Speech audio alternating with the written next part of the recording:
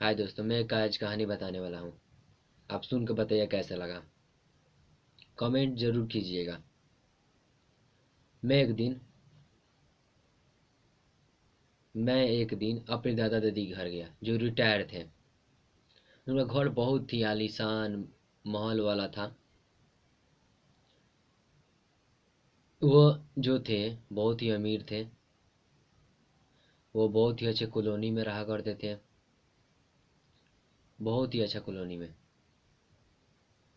जहाँ पर तो मेरी औकात नहीं है जाने की, परंतु मैं उनके बुलाने पर गया था। वहीं पर एक झोपड़पट्टी था। अच्छा घर था परंतु झोपड़ी जैसा था।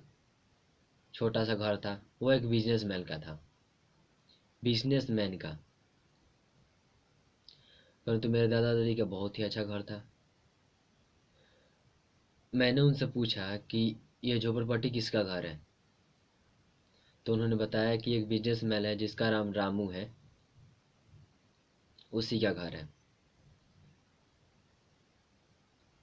और उसके बारे में मेरे दादा जी बहुत बुराई करने लगे कि इसी की वजह से पूरा कॉलोनी का नक्शा बिगड़ गया है, हे हाय।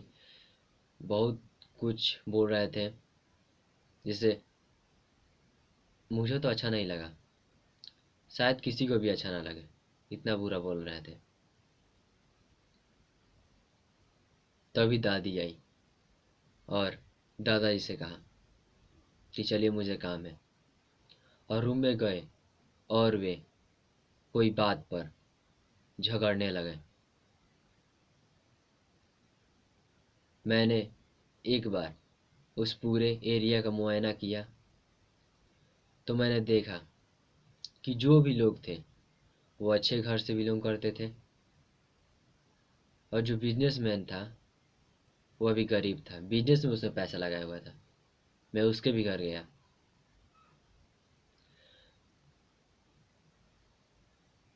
और मैं आया दादा दादी घर।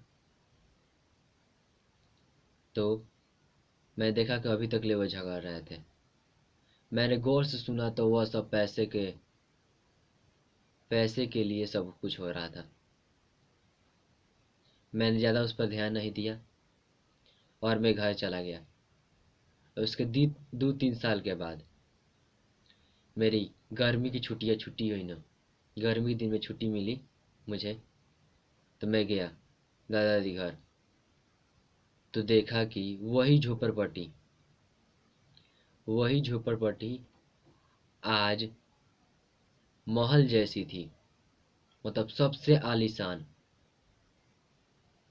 वहाँ पर जो रामू का घर था वह झोपड़पट्टी नहीं रहा। वहाँ पर गाड़ी बंगला सब कुछ हो गया था। तब मैंने दादाजी से पूछा तो उन्होंने बताया कि हाँ, कुछ दिन पहले ही वह यह घर बनवाया है। मैंने सोचा कि चलूँ रामू से पूछ रामू काका मैं कहता था, रामू काका से पूछ कर चला हूँ। तो उन्होंने बताया कि मैंने बिजनेस में अपना पैसा लगाया हुआ था।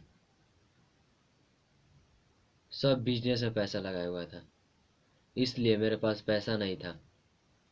परंतु मैंने सोचा कि पैसा से घर बनाने के लिए कर्जा लेकर ही क्यों बनाऊं, अपने मेहनत पर बनाऊं। मैंने उसकी बात बहुत अच्छे सुनी। वह बहुत ही अच्छे विचार वाले थे। तब उन्होंने बताया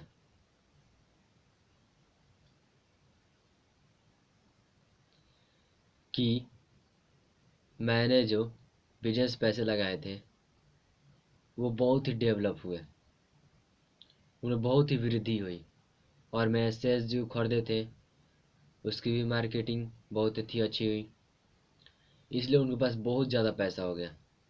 इसलिए उन्होंने पैसे की बचत करते हुए इतना बड़ा घर बनाया। इससे आपको पता चला क्या हुआ? मैं बताता हूँ इस कहानी का मतलब क्या हुआ। आप गरीब हैं, परंतु अमीर बनने की कोशिश करना है तो अपने मेहनत पर कीजिए, ना कि कर्जा लेकर। अगर आप गरीब हैं तो, अगर आप अमीर हैं,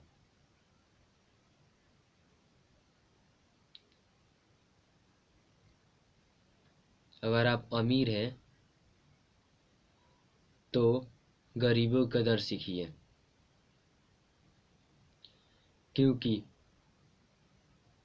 अगर कोई व्यक्ति आज गरीब है तो कल आपसे भी ज्यादा अमीर हो सकता है।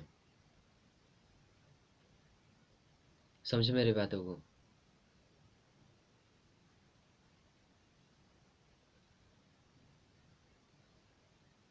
मेरे दादा दादी के घर में इसलिए झगड़ा हुआ करता था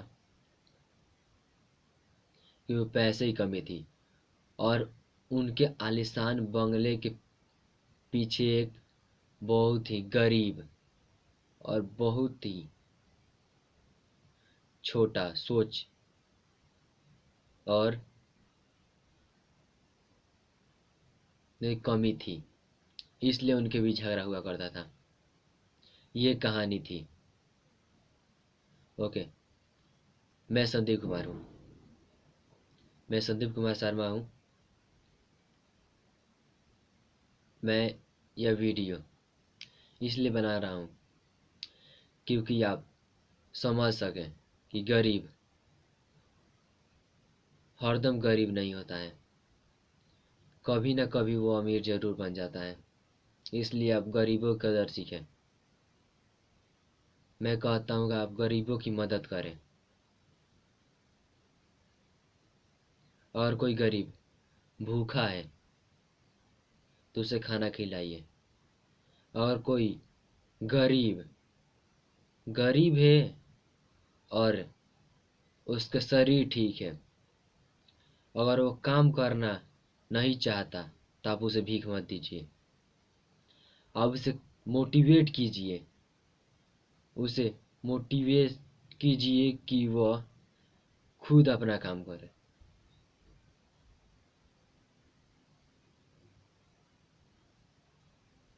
समझे? मैं यह नहीं कह रहा हूँ कि अगर कोई लंगड़ा लूढ़ा कोई व्यक्ति है तब उसकी मदद ना करें। मैं यह कह रहा हूँ कि कोई अपने शारीरिक स्थिति उसकी सही है तो उसकी मदद पैसे देकर ना करें, उससे कोई काम दें कि वह अपना खुद का काम शुरू करे।